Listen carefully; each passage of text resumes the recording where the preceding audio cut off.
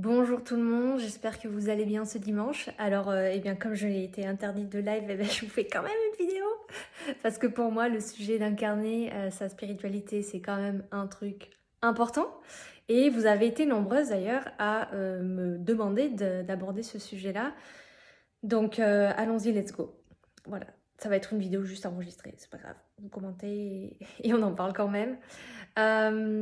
Donc, je voulais déjà vous partager, alors j'ai mes petites notes évidemment, parce que j'ai pas mal de choses à vous partager aujourd'hui. J'avais envie de vous partager un mood dans lequel je me sens en ce moment, qui est vraiment un retour à l'essentiel.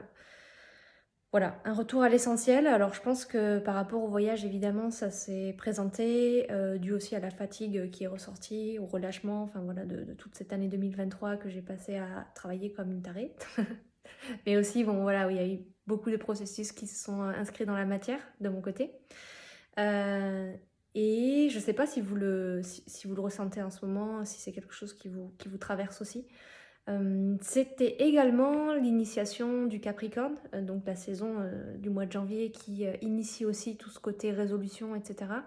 Clarification, ranger, mettre de l'ordre. Donc voilà, donc je sais pas quelle forme ça va prendre, juste j'avais envie de le nommer pour commencer cette vidéo. J'allais dire ce live, mais non. Et ma question, la question que je me pose, avec laquelle j'avance en ce moment, c'est comment revenir à l'essentiel. Vraiment, genre comment est-ce que je peux concentrer mon énergie dans quelque chose de vraiment utile, d'à la fois qui me permet de contribuer, parce que pour moi, cette contribution, elle a du sens, elle m'anime, c'est vecteur de joie pour moi. Et à la fois, comment est-ce que je peux bénéficier à ma vie, moi, mon incarnation, ma vie d'être humain en tant qu'Elisa, qui a aussi des choses à faire pour elle personnellement. Et tout ce rapport d'ailleurs entre le personnel et le collectif, voilà, ça me questionne pas mal en ce moment. Alors aujourd'hui, j'avais envie de parler de comment incarner justement sa spiritualité et ça part notamment d'un constat qu'une femme m'a fait et que vous êtes plusieurs en général à me faire aussi, que ce soit au cours des séances de l'accompagnement ou que ce soit même en message ou durant les cérémonies, enfin voilà. C'est trop de développement personnel. Souvent, vous êtes allé chercher loin les réponses à vos questions, dans des livres, souvent, dans des vidéos aussi. Et vous vous sentez comme rempli d'une théorie, de concepts, d'une compréhension, tu vois, genre en mode c'est clair, il y a une forme de conscience qui a émané de cette recherche et c'est super chouette et ça doit servir à ça aussi pour moi, que ce soit le développement personnel ou la spiritualité, c'est de ramener justement une conscience à l'intérieur de nous. Mais après, qu'est-ce qu'on fait avec ça, tu vois? Et justement, c'est là où, dernièrement, j'ai commencé le dernier accompagnement en individuel que je fais avec une femme qui m'a dit, en fait, j'ai la tête remplie de connaissances, mais je ne sais pas comment les utiliser, comment les appliquer à ma vie personnelle et quotidienne surtout. Parce qu'en fait, c'est bien beau de vivre des expériences, même des retraites ou même des stages de transformation, même des accompagnements, mais si après vous ne trouvez pas l'ancrage ou c'est difficile pour vous de l'ancrer dans votre vie quotidienne, d'humaine avec ces trucs super triviaux comme le rapport, par exemple, le rapport à l'argent, aux autres, votre quotidien, que ce soit de maman, de femme, d'épouse, de compagne, de femmes au travail aussi, dans différents domaines, eh bien c'est là où pour moi je me demande à quoi ça sert finalement.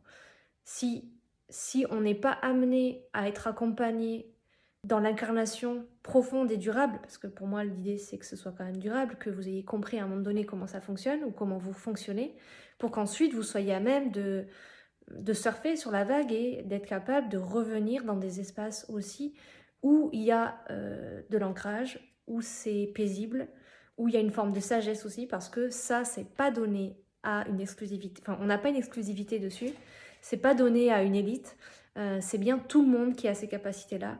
Et il suffit simplement de retrouver où elles sont à l'intérieur de nous et de faire aussi le ménage. Donc, évidemment, le chemin, c'est pas tout droit et on pourrait aussi ressentir une frustration, une impatience. Et on se dit, voilà, en fait, je suis perdue, je sais plus qu'est-ce qu'il faut que je fasse, etc. Et c'est là où, pour moi, la spiritualité, elle a un sens. C'est celui de revenir à soi, revenir à notre essence. Parce que, comme je vous le disais dans la vidéo, le Reels que je vous ai partagé hier, euh, La spiritualité, c'est un domaine, une qualité où on va aller explorer tout ce qui est de l'esprit, de l'âme, de comment l'âme s'incarne, de quelle forme ça prend. On peut aussi remonter à d'où on vient. Mais pour moi, ça n'a pas vraiment de sens. Tu vois, si ça résout pas tes problèmes ou tes questions d'humain, basiques, tu sais, genre en mode pratico-pratique, qu'est-ce que je fais avec ma spiritualité, bordel, alors que là, j'ai besoin de faire à manger pour 3 enfants, de m'organiser, etc.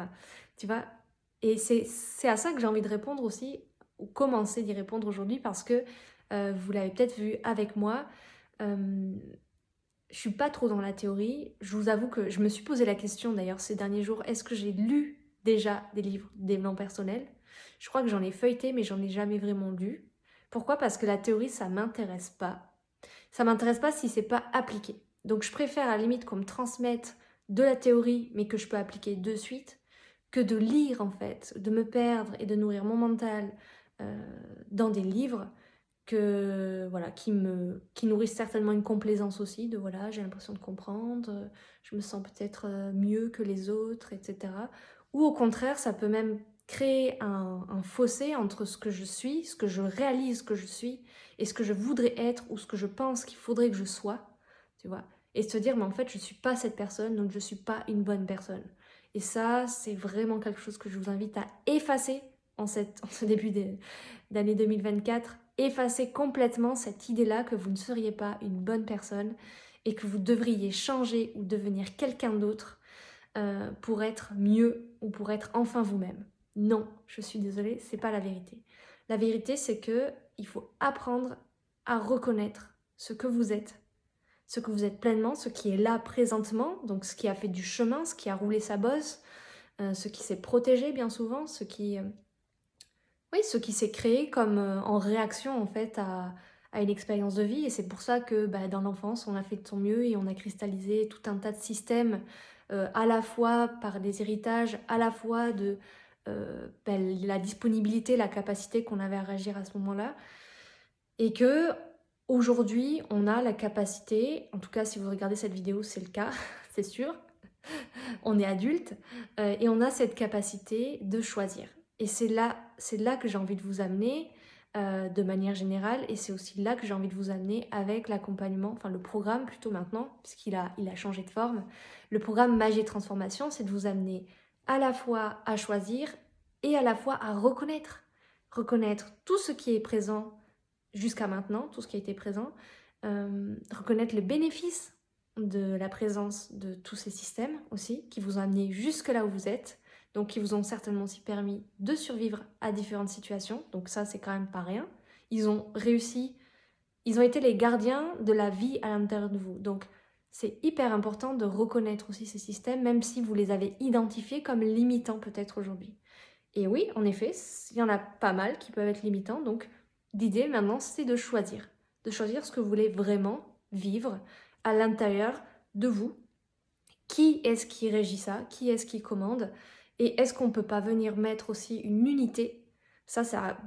Pour moi, c'est très important de revenir mettre une cohésion en fait intérieure. Bon, déjà, ça veut dire aussi rencontrer des parts qu'on n'a peut-être jamais rencontrées à l'intérieur de soi et qui détiennent aussi des ressources pour nous-mêmes. Donc là, encore une fois, ça fait partie de la reconnaissance dont je parle. Et en même temps, réunir cette équipe-là dans la direction que le chef, c'est-à-dire vous, décide de prendre. Parce qu'en fait, juste, c'est votre intuition, parce que c'est là où il y a la joie. Et je crois qu'il n'y a pas besoin de plus vous poser de questions que ça, finalement. Vous n'avez pas besoin de vous justifier dans les prises de décision que vous prenez pour vous. Surtout si c'est pris depuis un espace où vous sentez que c'est bon et que ça vous fait plaisir et que vous sentez que vous vous expansez, qu'il y a quelque chose qui s'ouvre à l'intérieur de vous. C'est tout. Donc pour moi, la spiritualité, pour la vivre déjà, c'est de revenir à ses ressentis. Puisque si c'est le domaine de l'âme et de l'esprit et qu'on y a tous accès, ça veut dire qu'il suffit simplement de s'ouvrir et de revenir à ses ressentis pour justement percevoir et apprendre à percevoir ce qu'on est de manière plus vaste et plus ample que simplement l'être humain qui est là en train de manger, dormir, boire, de travailler et de répondre aussi à des attentes du système parce que les injonctions sont fortes et que parfois si on n'arrive pas, enfin si on fait pas ce chemin de décollage, et c'est ça aussi que permet la spiritualité selon moi, si on fait pas ce chemin de décollage, et ben en fait on avance comme des moutons jusqu'à parfois une prise de conscience, et quand plus elle est tard, plus elle est tardive la prise de conscience, plus le chemin il a été fait aussi, et parfois plus ça prend du temps, tout simplement. C'est pas difficile, mais ça prend du temps de remettre en place des nouvelles croyances, des nouveaux systèmes, etc. Et encore une fois, je dirais que ça dépend surtout de notre engagement envers nous-mêmes et envers ce renouvellement, parce que c'est tout à fait possible de le vivre de manière plus ou moins rapide. Et en même temps, je dirais que le plus important, c'est pas que ce soit rapide, mais que ce soit durable. Donc parfois, il vaut mieux prendre plus de temps si on sait que c'est périn que de vouloir aller vite. On a la sensation d'avoir réussi quelque chose en surface et plus tard, on se fait rattraper par des systèmes et face auxquels on ne sait pas comment réagir d'ailleurs. Voilà. Donc il y a déjà ouvrir ses ressentis. Donc pour moi, ouvrir ses ressentis, ça veut dire quoi? Ça veut dire apprendre à écouter aussi et d'abord ses émotions, tu vois. Et comment est-ce que je peux les exprimer d'une façon qui est juste pour moi et d'une façon qui est juste aussi pour l'autre, dans le sens de communiquer, dans le sens aussi du lien que je peux nourrir avec l'autre, parce que j'exprime mes émotions et que je suis plus en mode défense par rapport à mes émotions. Je suis plus en train de... Voilà, on vient comme harmoniser, alchimiser un petit peu la division qu'on pourrait observer entre par exemple la colère et la joie. Voilà, donc c'est soit je suis en joie, soit je suis en colère. Du coup, ça se vit comme des grands écarts et ça peut être à la fois assez fatigant pour soi, mais aussi pour l'entourage de voir. Et vous savez combien on est changeantes, nous les femmes, que ce soit avec nos cycles ou de manière générale par la nature de notre fonctionnement. Voilà. Et je dirais que la clé aussi de vivre sa spiritualité, c'est je dirais d'aller observer aussi ce qu'il y a derrière, parce que c'est à ça que ça sert, d'ouvrir ses ressentis pour voir ce qu'il y a derrière ça, pour accéder au véritable message de l'émotion, puisque l'émotion c'est de l'énergie en mouvement, elle porte aussi des messages, et si vous avez lu du développement personnel, je sais que vous le savez, le message des émotions, etc. Mais quand même, il y a un moment donné, on est face concrètement à l'émotion, et qu'est-ce qu'on fait là, tu vois. Il n'y a pas une bonne réponse. Je pourrais pas vous dire, voilà, face à la colère, il faut faire ci, face à la tristesse, il faut faire ça, face à la joie, etc.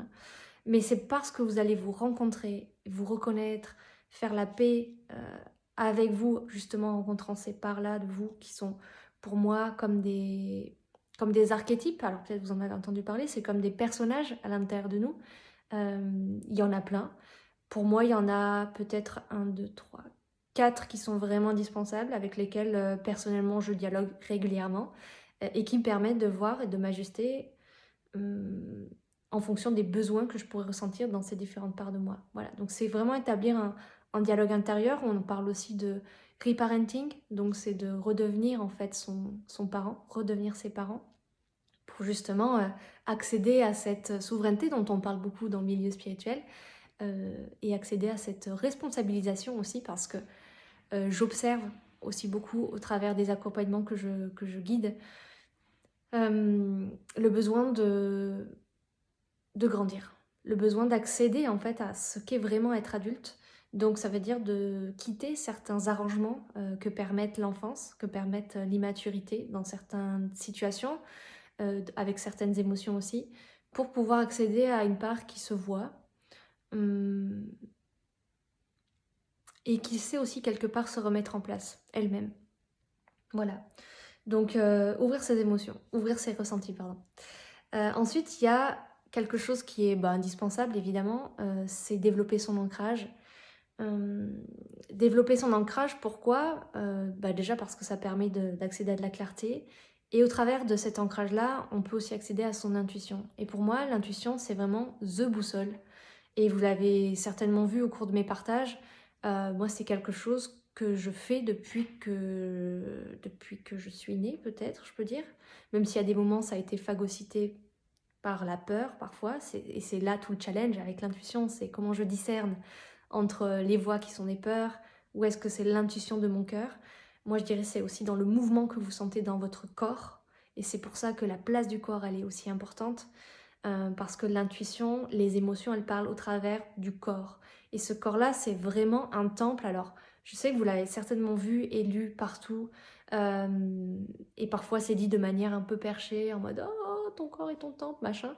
Mais c'est vraiment vrai dans le sens où c'est par cette matière, donc cette énergie condensée, que passe en fait, que passe le divin à l'intérieur de nous, et que cette spiritualité, elle peut se vivre. Donc déjà, pouvez-vous questionner quel est le rapport à mon corps? Est-ce que j'en prends soin? Est-ce que je le regarde? Comment est-ce que je le regarde? Est-ce que j'aimerais lui aussi qu'il change? Est-ce que j'aimerais qu'il devienne meilleur? Quelles sont les traces? Ou quand je regarde mon corps, qu'est-ce qu'il me dit? Est-ce qu'il me dit que waouh, j'ai fait beaucoup de chemin et j'ai l'air fatiguée, et j'ai peut-être des cicatrices, des marques qui en témoignent? Peut-être que ce serait bien d'en prendre soin et de recevoir aussi des soins d'autres personnes sur ce corps pour m'aider à l'honorer tout simplement. Et cette intuition-là dont je vous disais, c'est vraiment une boussole, parce que en fait, l'intuition, c'est la garante d'un espace qui est juste pour vous. Et quand vous suivez votre intuition, en fait, c'est comme si je peux vous donner une image, c'est comme si vous empruntiez un chemin de fluidité et d'ouverture. Ça demande du courage. Pourquoi? Parce qu'en fait, l'intuition, elle va pas vous faire passer dans les chemins qui sont déjà préconçus ou déjà balisés par la société. Parce qu'en fait, vous allez passer par le chemin qui est le vôtre. Et donc, ce chemin qui est le vôtre, il n'y en a pas deux en fait, il n'y en a qu'un. Et c'est le vôtre. Donc parfois, vous empruntez des chemins, vous recroisez une sorte d'autoroute qui est prise par tout le monde, et c'est ok de prendre l'autoroute, tu vois. Et parfois, vous sortez de l'autoroute pour reprendre un sentier qui est le vôtre, d'exploration, pour arriver à un endroit qui est dicté par votre intuition justement, et par comment dire, votre désir profond qui est de, je sais pas, contribuer,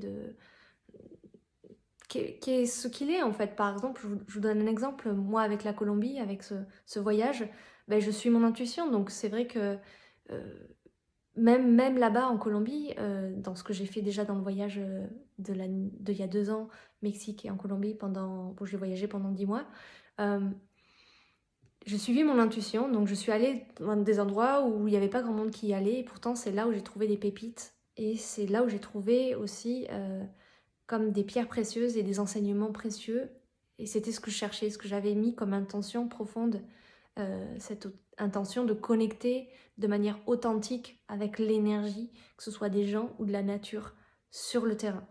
Et parfois, je suis allée aussi dans des endroits touristiques qui sont réputés pour leur beauté, et je me suis dit, ah, c'est intéressant. Comment est-ce qu'on peut voir ce qu'il y a éventuellement derrière aussi, derrière simplement cette beauté. Et c'est là où mon intuition, mes ressentis, comme je les ai ouverts, me permettent d'accéder à une forme plus spirituelle, dans le sens plus de l'ordre de l'esprit, plus l'ordre du subtil, plus l'ordre du ressenti, vraiment.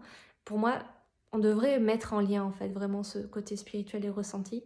Parce que, oui, c'est ça, en fait, puisque je pense que des émotions, ça peut être aussi de l'ordre du spirituel. Cette exploration intérieure, tu vois, de quels sont ces personnages qui vivent en moi, quels sont ces systèmes à l'intérieur de moi, ça peut être aussi du domaine de l'esprit. Et quand je parle de ça, attention, je mets quand même une petite parenthèse, j'exclus dans ce cadre-là, dans ces bases dont je vous parle maintenant, et dans ce premier niveau peut-être, j'exclus toutes les théories, tous les concepts, comme les vies antérieures, comme les annales akashiques, comme tous ces espaces-là. Pourquoi? Parce qu'en fait, il y a des niveaux à gravir, en fait.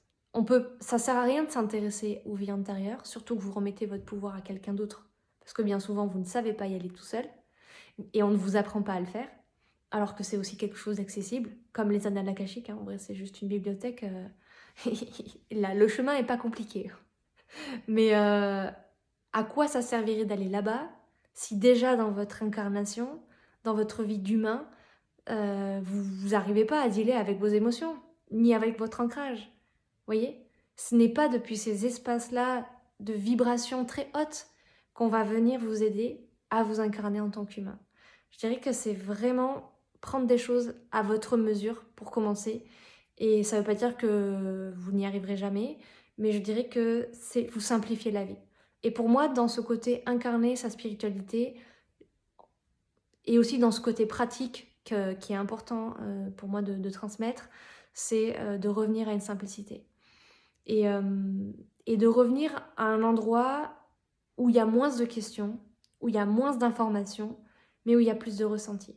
Et c'est plus proche de vous. Et il y avait un exemple qui me frappait, parce que bon, j'ai réfléchi à ce live les jours précédents, et je me disais, mais c'est quand même dingue, parce que nous, on a cette capacité de remettre en question jusqu'à notre être, tu vois, et jusqu'à notre fonction même ici, présent, sur Terre. Et je me dis, mais heureusement que toute la nature le fait pas, parce que imaginez les bordels que ce serait de la plante qui se pose la question, non mais attends, tu crois que je vais réussir à fleurir, alors peut-être que je vais pas fleurir tout de suite, mais si j'atteins un peu plus dans la graine, etc. Et là, machin, est-ce que je vais être assez capable, est-ce que je vais être capable d'ouvrir cette feuille, et est-ce que je vais avoir assez d'eau, assez de soleil? En fait, la plante, elle fait pas ça, tu vois, elle va dans la vie et elle s'adapte ensuite. Et elle mobilise ses ressources d'adaptabilité et son pouvoir en fait de création. Pareil pour les animaux. Est-ce que vous pensez qu'un jaguar, quand il chasse sa proie et qu'ensuite il la tue, est-ce qu'il va se demander est-ce que je l'ai bien tué? Est-ce que je l'ai bien tué au bon endroit? Est-ce que j'ai fait ça? Est-ce que je l'ai pas trop fait mal? Est-ce que si? Non, le truc, il suit son instinct, tu vois. Et c'est ça que j'aimerais vous inviter à faire, notamment avec le programme Magie de Transformation aussi, c'est vous aider à retrouver cet espace-là d'instinct, d'intuition, de connaissance profonde, de connaissance innée, pour vous amener à reconnaître tout ce que vous êtes et le vivre de manière durable. Parce qu'après ça, c'est pour la vie. En fait, du moment que vous reconnectez avec cette voix à l'intérieur, avec cette force, avec cette intuition, après, il ne tient qu'à vous de l'alimenter et d'en être le gardien, la gardienne. Parce que oui, les systèmes précédents, de survie notamment, ils vont essayer de revenir et ils vont essayer de revenir à différents niveaux. Comme par exemple, c'était le cas pour moi, dans ce grand saut que j'ai décidé de faire, de partir en Colombie pour au moins 1 an et demi et d'y vivre tout un tas d'aventures que j'ai plus ou moins prévues d'ailleurs. Et bien, malgré tout le chemin que j'ai fait, déjà sur la conscience de moi, sur la pratique, sur la programmation, sur la manifestation, etc., et bien, j'ai été face à des peurs triviales comme est-ce que tu penses que tu vas y arriver? Ou est-ce que t'as pas peur qu'il t'arrive ci? Ou est-ce que tu penses pas qu'on va manquer de ça à tel moment? Tu vois. Et c'est là où, justement, parce que j'ai musclé ma connexion à moi, j'ai développé cette capacité d'y revenir. Et l'élément, l'outil qui m'aide le plus pour y revenir, c'est pas une vidéo, c'est pas un livre, ça peut être le contact avec des amis qui m'aident à revenir à cet espace-là. Mais je dirais la source de puissance numéro 1 dont je fais l'expérience, c'est vraiment la nature. La nature, elle m'aide instantanément à revenir dans cet espace de pouvoir créateur, de sagesse intérieure, tu vois. Et elle me dit toujours, elle me ramène à l'essentiel, quoi, vraiment. Dans ce côté, je pose ces questions-là de côté et reviens vraiment à l'essentiel de qui tu es. Donc ça me permet de faire le pont avec le dernier point qui est pour moi important dans cette incarnation de la spiritualité, c'est d'apprendre à maîtriser ses pensées. Parce que, en effet, vous ne pouvez pas vous ouvrir et ouvrir vos ressentis si vous êtes déjà comme super étriqué dans tous vos systèmes de pensée, de croyances, de peur aussi, beaucoup, puisque c'est essentiellement ça qui pourrait venir freiner. Et ces peurs-là, c'est pas leur faute si elles sont là, parce qu'elles ont trouvé, on va dire, leur source dans des réactions tout à fait légitimes et concrètes de la vie sur Terre. Donc on ne peut pas leur dire non, t'as pas le droit d'exister ou non, c'est pas vrai.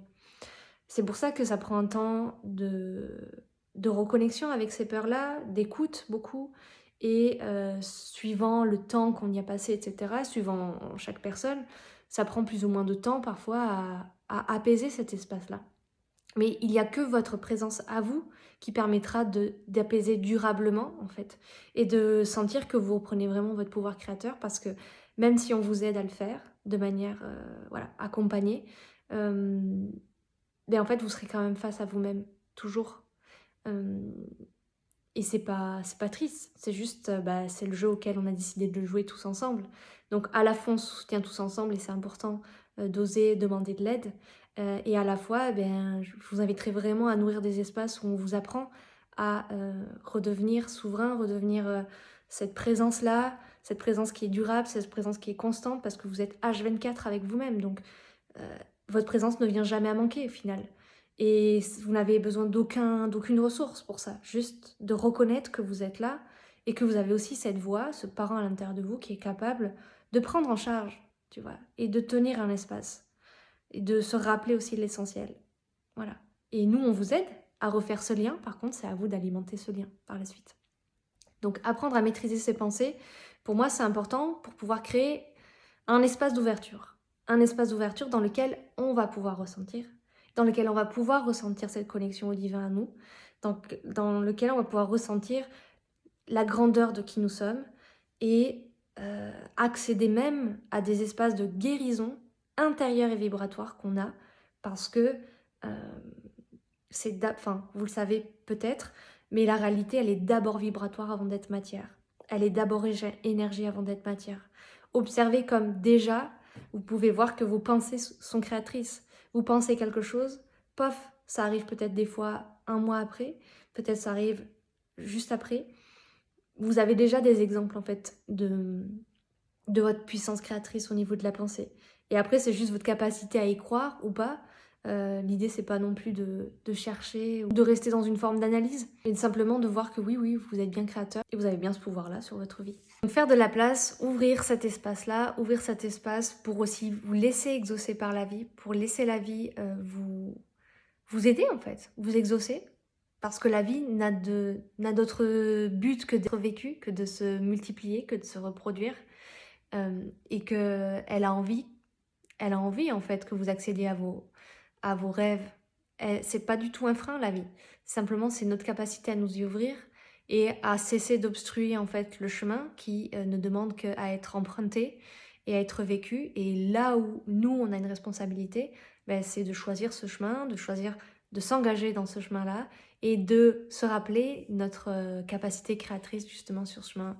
Et c'est pas qu'une responsabilité qui pourrait être un poids ou qui pourrait être pesante ou sérieuse, mais c'est vraiment une responsabilité qui amène de la liberté déjà, et ensuite qui permet l'expression et l'expérience d'une joie aussi.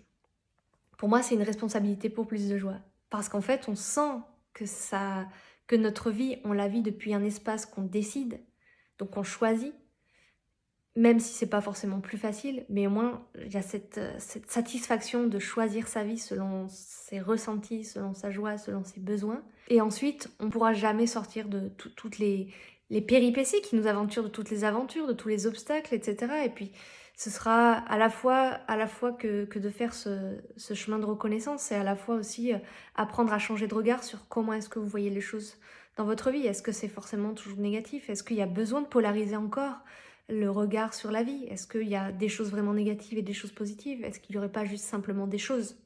Comme simplement vous êtes qui vous êtes. Et c'est tout, en fait. On n'a pas besoin de qualifier, de classer, de définir, d'analyser. Et c'est bien souvent ce que je reproche au développement personnel et à toutes ces théories qui ont émergé depuis déjà des années. C'est de maintenir un esprit de classification, d'analyse, mais d'analyse pour enfermer et moi je suis tel type, je suis tel profil, je suis ci, je suis ça. Mais en fait on s'en balèque, tu vois.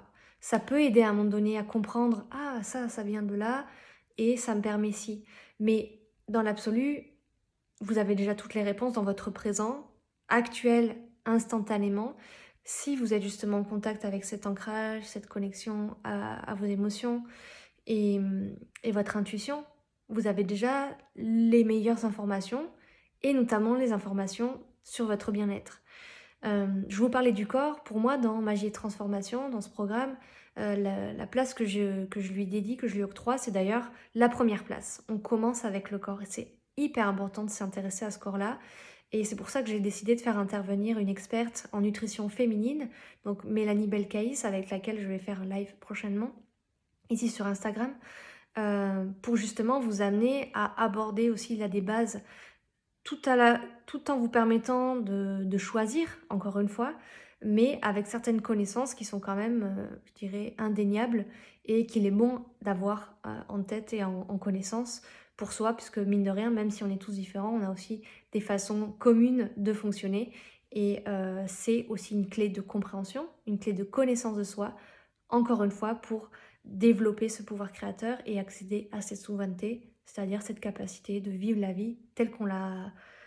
En gros, concrètement, c'est ça, vivre cette vie telle qu'on l'entend, comme on l'entend, et suivre en fait ses élans, tout simplement. Donc pour terminer, ce programme Magie et Transformation, c'est vraiment un cocktail de base pour moi, que ce soit au niveau de l'hygiène de vie, que ce soit au niveau de ce qu'est la spiritualité, ou que ce soit au niveau de la reprogrammation justement de ses croyances.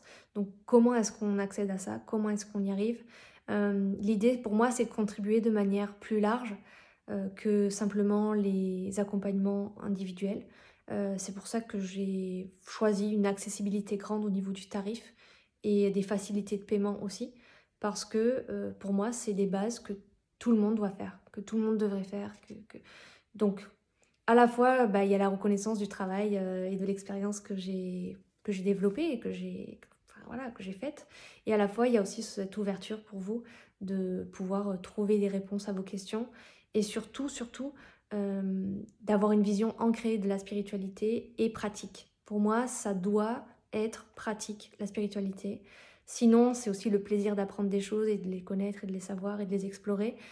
Mais si ça ne trouve pas sa place dans la matière, dans votre vie quotidienne, si ça ne nourrit pas en fait votre pleine expansion, pour moi, ça ne sert à rien. Voilà. Et si ça nourrit un mental et une quête de meilleur et un auto-jugement et une autocritique, etc., ça sert à rien. Donc voilà, Magie et Transformation, c'est vraiment un accompagnement de base où il y a la naturopathie, où il y a de l'énergétique, où il y a aussi ces voyages intérieurs parce que pour moi, c'est une clé ultra puissante qu'on n'explore pas encore assez peut-être, ou en tout cas pas de cette façon-là, qui permet de créer des ancrages durables, que ce soit à l'intérieur de vous, dans votre fonctionnement et dans votre vie. Ça reconnecte aussi avec l'environnement, avec la nature. Ça, pour moi, c'est aussi indispensable. Comme vous avez pu le voir, le sauvage, pour moi, c'est quelque chose qui m'inspire énormément, justement, dans ce retour à l'essentiel, dans ce retour à qu'est-ce qui est concrètement utile et comment est-ce que j'arrête de me croire séparée du divin, mais comment est-ce que je reconnais ce divin à l'intérieur de moi, qui se vit dans tous les aspects de ma vie, que ce soit quand je fais la fête, si je mange de la pizza ou si je mange du brocoli. En fait, le divin, il est partout, tu vois. Il n'y a pas besoin de faire que certaines choses ou de s'habiller de telle façon pour exprimer le divin. Et ça permet de sortir des frustrations tout en nourrissant une forme de responsabilisation de je fais ça, mais je sais aussi revenir à mon équilibre là où les choses, je sais revenir à l'essentiel, je sais revenir sur ma ligne de chemin et même si je fais des excès, même si je fais des écarts, j'ai adopté une hygiène de vie qui est optimale pour moi et qui est à mon service. Et je crois que la notion de service, d'être au service de son corps, d'être au service du divin en soi, d'être au service de son incarnation et de se rendre la tâche plus facile en simplifiant justement ce rapport, que ce soit à la santé, que ce soit au divin, à la spiritualité, pour moi, c'est accéder à une forme de détente mentale parce qu'il est déjà super sollicité de manière extérieure.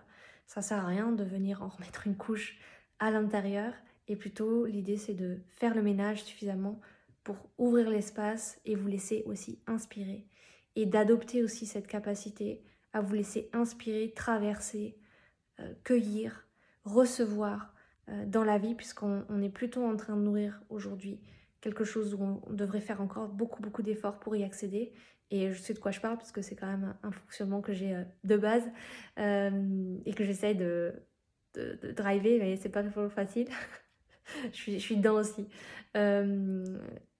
Et on a du mal à recevoir. Et je crois que le féminin, pour accéder à sa pleine puissance, il a besoin de réapprendre à revenir dans sa nature, dans son essence, qui est aussi de pouvoir recevoir, de pouvoir revenir dans cet espace de réception, dans lequel il reçoit aussi les messages de l'univers, pour ensuite contribuer et pour ensuite recevoir des guidances concrètes sur sa vie matérielle.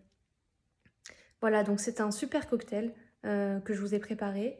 C'est le cocktail de 3 ans d'accompagnement en individuel. Vous avez aussi de nombreux témoignages de femmes qui ont suivi cet accompagnement, à qui ça a vraiment permis de retrouver un ancrage, une paix à l'intérieur, une forme de stabilité aussi, une forme de tranquillité et de trouver une voie concrète d'expression justement de sa spiritualité et d'être un peu plus en chemin. Après, voilà, la vie, ça reste la vie et c'est à vous ensuite de la mener comme vous sentez.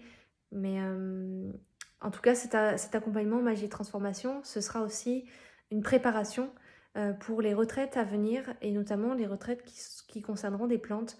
Et je vais demander aux personnes qui viendront ensuite dans ces formats qui seront un peu plus poussés d'avoir déjà Magie et Transformation dans leurs ressources et concernant également tous les autres programmes que je pourrais proposer, notamment ceux que je vais ouvrir sur la manifestation et l'art de la création vibratoire.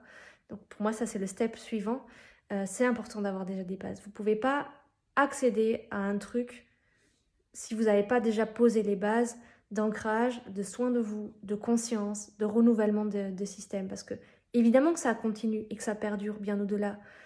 Et qu'après, c'est une sorte de gymnastique et d'observation à avoir sans non plus tomber dans le côté flicage et je me prends la tête. Mais en tout cas, si vous n'avez pas cette conscience de vous-même, ça va être compliqué d'aller plus loin. Et surtout, ces choses qui sont plus loin ne vous seront pas bénéfiques et utiles. Donc voilà, pour moi, c'est important. J'espère que ça vous a parlé. N'hésitez pas à me faire votre retour en commentaire. Et j'aurai grand plaisir à vous accueillir mercredi prochain, donc le 24, dès 10h. J'ouvre les portes du programme Magie et Transformation qui sera bien sûr disponible par la suite, dans lequel je vous propose de vous accompagner à la fois sur des suivis réguliers en live